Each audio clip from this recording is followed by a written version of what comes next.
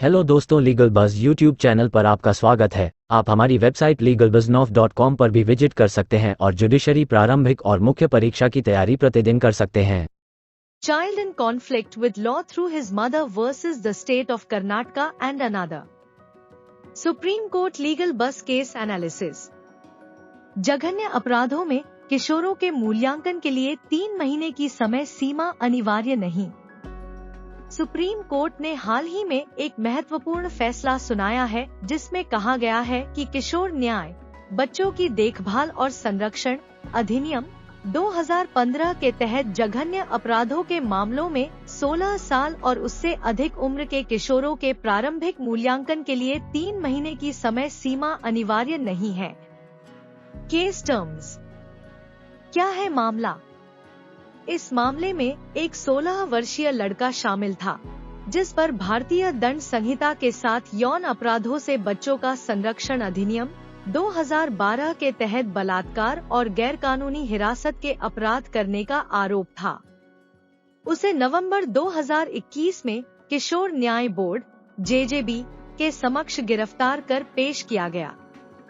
चूंकि अपराधों को जघन्य के रूप में वर्गीकृत किया गया था, इसलिए जेजेबी को यह निर्धारित करने के लिए प्रारंभिक मूल्यांकन करने की आवश्यकता थी कि किशोर पर बाल न्यायालय द्वारा वयस्क के रूप में मुकदमा चलाया जाना चाहिए या जेजेबी द्वारा स्वयं किशोर के रूप में।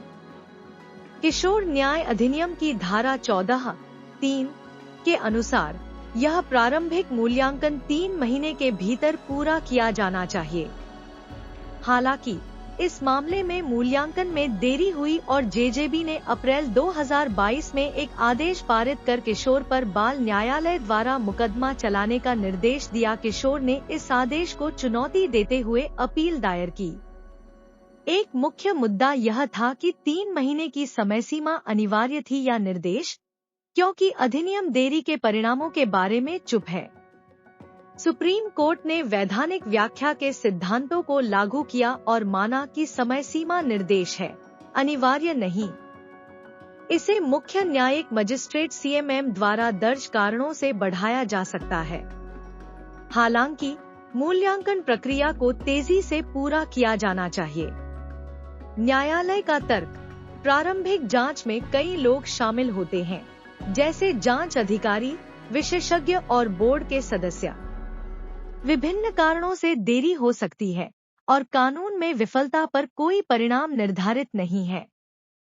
जहां कानून में निश्चित अवधि के लिए डिफॉल्ट के परिणामों का उल्लेख नहीं किया गया है, वहां उसे अनिवार्य नहीं माना जा सकता है।